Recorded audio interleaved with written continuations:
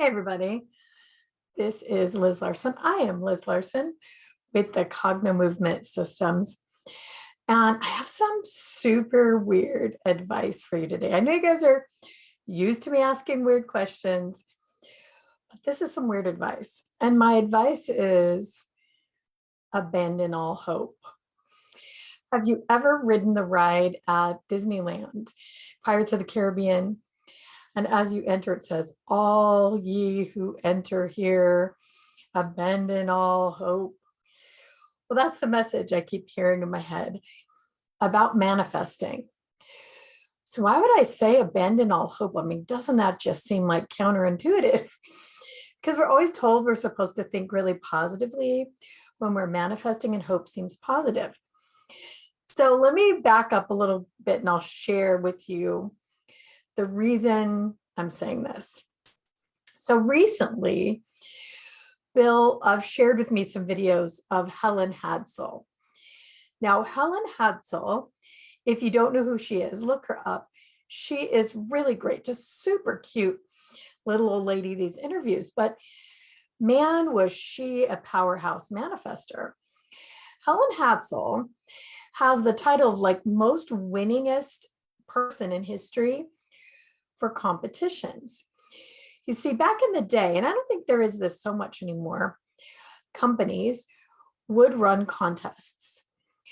And those contests were really brilliant because what they did is they helped advertise for the company.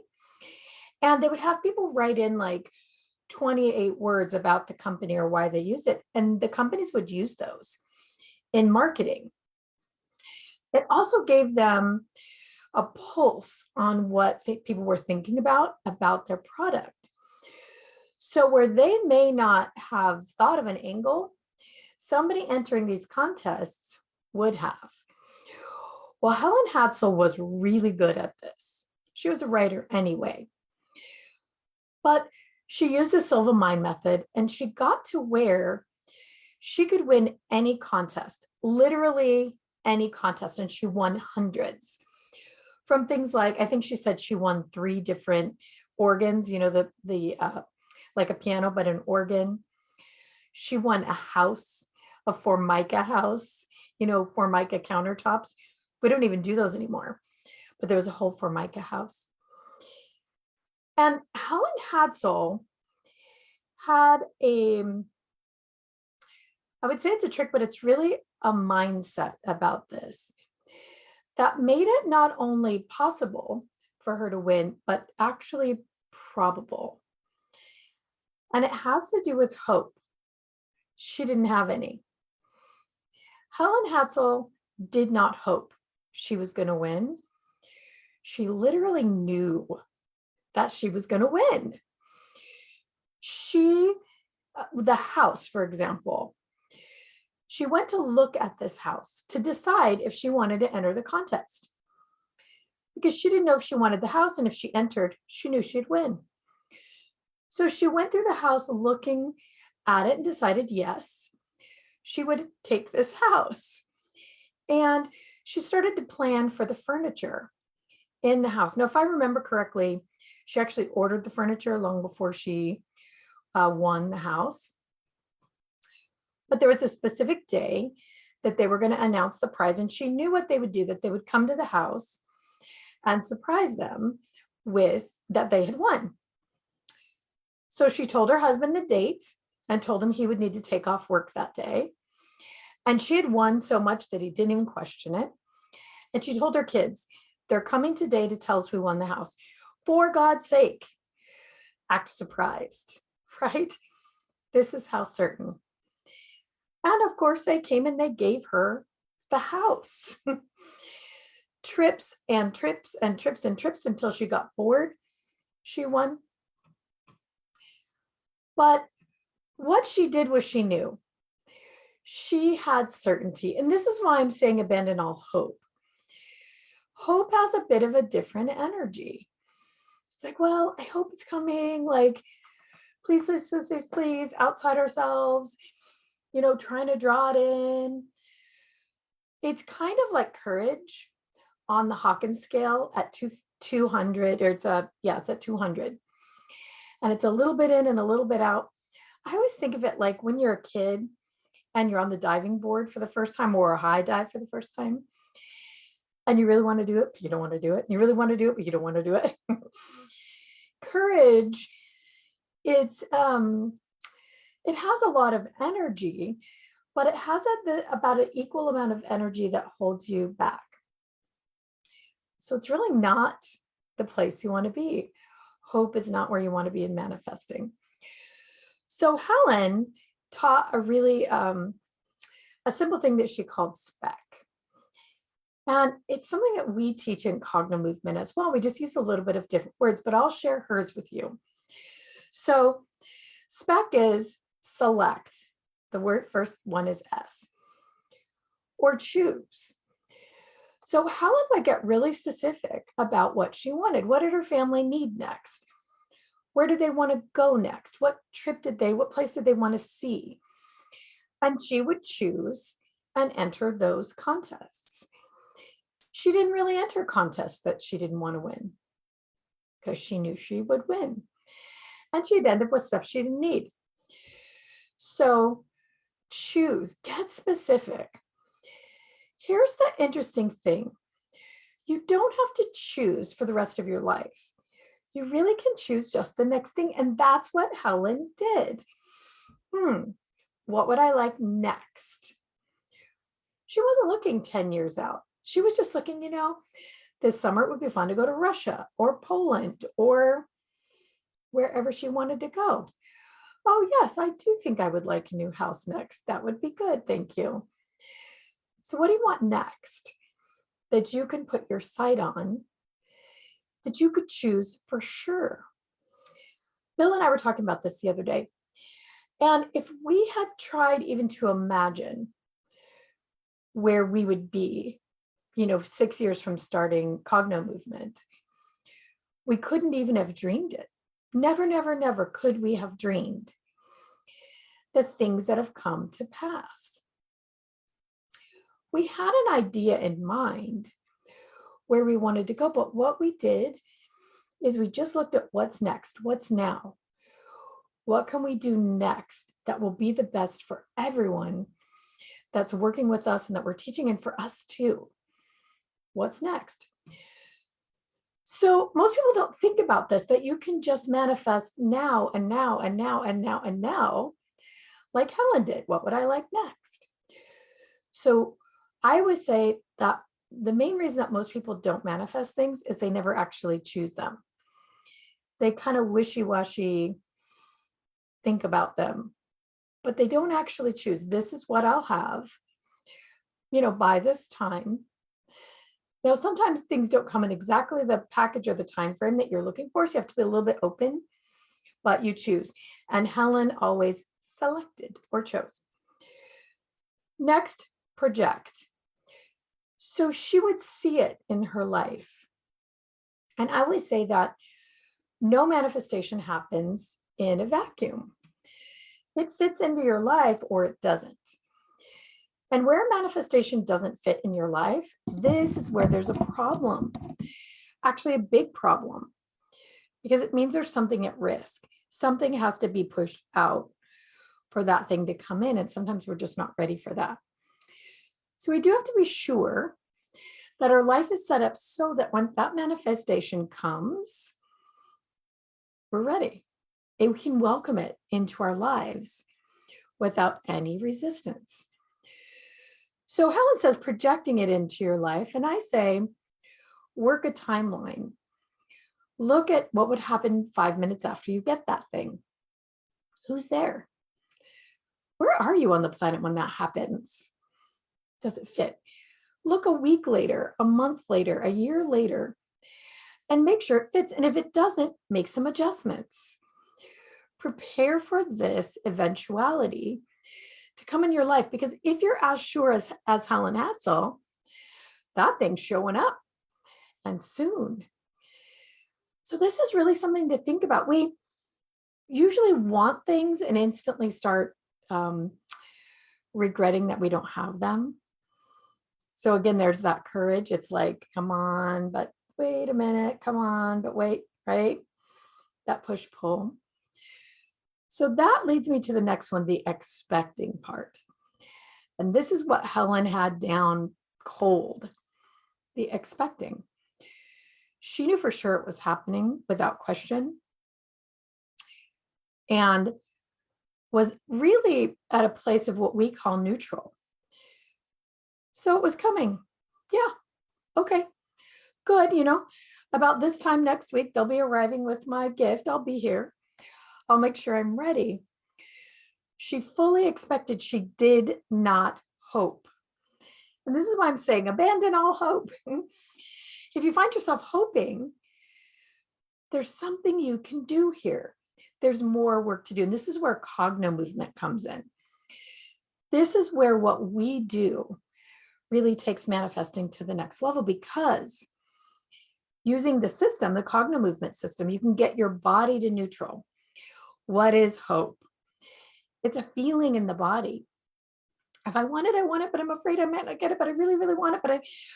So even if it's 90%, I really choose it, I want it, I'm expecting, and 10%, what if I don't? That is still a pretty big signal that your body is sending out. You're not quite a match. So Cogno movement allows you to get yourself, your nervous system is what's creating the signal. This passage between your brain and your body, because the body creates a feeling. Think about hope or courage or that excitement of being on the edge of the diving board. You feel it in the body, a little like excitement, but nerves, excitement, but dread a little. Whatever that feeling is, that's not absolutely, yes, this thing is arriving. I'll wait around for it. Maybe by 5, it'll arrive, right? Anything other than that is at this place of courage or hope that's not quite, it's here. So you can use Cogno movement to get yourself to that absolutely neutral place, or the place of full expectation. What's interesting, and this reminds me of Abraham Hicks, is early on people would say, are you just trying to get me to not want that thing anymore? And the answer was kind of yes. So you don't want, you're not hoping, because in your reality, it's already happening. It's sort of already happened. It's like you put the order into Amazon and it will arrive. It's not going to arrive in 5 minutes, usually, but there's a waiting time that it comes. You don't just keep ordering it again and again. And that's really what they were saying, is that you don't want it anymore because it's already coming. You don't continue to want things that you've already ordered and they're arriving. It's like, ordering at a restaurant. There's a delay time between the time you put the order in and somebody has to make it for you. You don't sit there and keep wanting and wanting and wanting and ordering and ordering. So this is that same thing. Some other advice that Helen gives is to kind of keep it to yourself, not to disperse the energy of what you're expecting. And this is really good because Bill really talks about this a lot when we talk privately about how we're very influenced, especially those of us who are kind of empathic, by what everybody else around us, our culture, our family thinks and feels. We interact with each other. That's a big part of Cogno Quantum, is understanding this constant interaction between our signals, between our brain and body, that fill up the field around us and interact with everybody else's field. You may not know this, but those things that you're thinking about, those things that you want, they're filling up this little 8 to 10 foot, 6 to 8 foot field around you. And whether you know it or not, people can feel them. Another reason that you can manifest faster when you abandon all hope and actually have expectation is that is a very solid, very powerful signal, where hope and wanting is a little bit like frenzy. It's out here. It's a little bit more noisy. And people can feel that too. They can feel the wobble in your system. And what they'll notice is maybe a little cortisol, like you're a little nervous, a little frenetic, and they'll wonder why. And then they act that way too. And so getting yourself to really cool, calm, and collected and expecting that thing to show up is essential, not only in getting yourself on board and having yourself be an absolute match to the thing that you want, but everybody else around you. So she says not to tell other people. And I tend to agree with that because you're going to get people's opinions that you don't want. It doesn't matter what they think when you're sure about what you want and what you're bringing in. It really just doesn't matter. We often want people's approval, but we don't need it. What we need is certainty within ourselves that it's showing up, and it's showing up relatively soon. So the last piece is the claim or receive. So SPEC for Helen, the last one is claim. You really just claim it into your life. It's yours. It's now. It belongs to you, whether it's arrived or not. So this receiving is really interesting because so often we will see people get an instant manifestation. They've had a house they wanted to sell for years. They instantly, after a session, will get a call that an offer on it. And then it'll start to fall apart after. We'll see this again and again. And the reason is that the person forgot to claim the manifestation. So we'll get it. And then we freak ourselves out just a little bit that we did that and we did it so quickly. Once you do this a lot, you start to realize that it's actually the natural way of things. We're doing it all the time anyway, just not usually so consciously. So don't get freaked out. When it arrives, you've expected it, you're sure. And then it shows up. Don't freak out that you did that because you did that. You have to learn to receive or claim. So here's another way that Cognomovement comes in. If you get the call and you've gotten the manifestation, it's showing up, and then you notice your system's starting to wobble, you just grab your ball. You do 1 or 3 minutes to get that wobbly feeling out of the body. And that actually stops the wobbly signal. If you could start to understand that how you physically feel, not necessarily emotionally, but it can be that too, about a manifestation, many times it's in the gut. A lot of us have it in the heart or the throat. If it feels wobbly, unsure, or like hope, clear it out.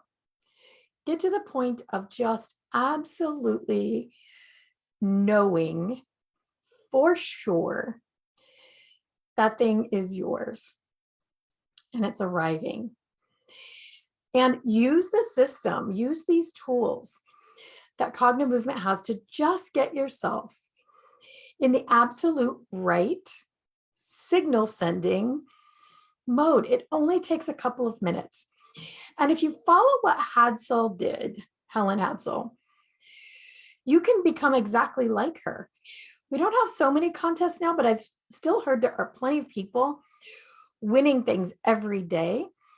If you look for them, maybe you could try what she did, winning contests. It's a great way to try manifestation because, maybe you don't have so much invested in a little contest where maybe something bigger you might.